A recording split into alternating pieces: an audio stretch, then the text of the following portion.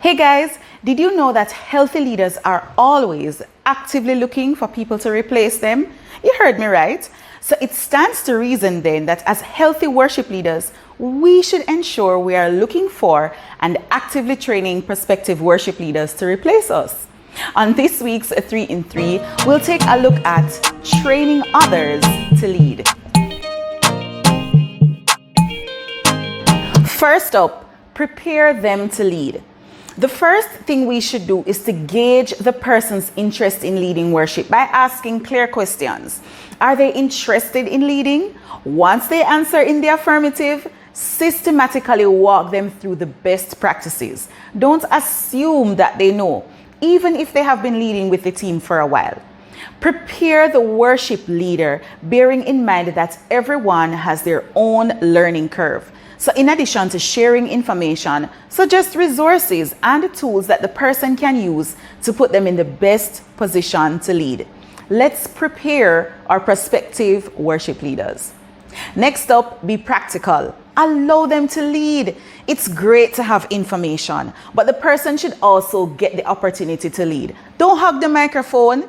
Remember, leading worship doesn't begin or end with us. The first time this person leads shouldn't be in our absence or when we are no longer able or available to lead. We must deliberately create opportunities for the person to lead. Think big, but start small. Begin with a verse of a song, then an entire song, then 2 songs, then the set. While they lead, give them space to be themselves. Don't force them into a mold.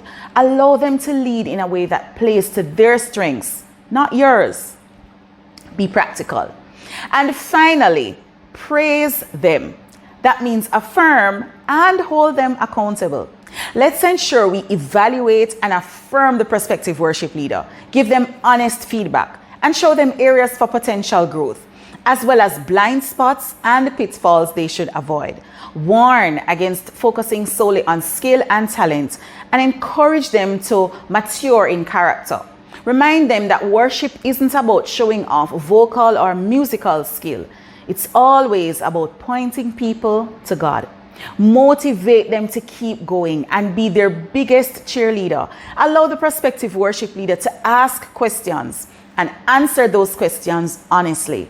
The person needs to know that their current leader is listening to them and is also willing to give advice.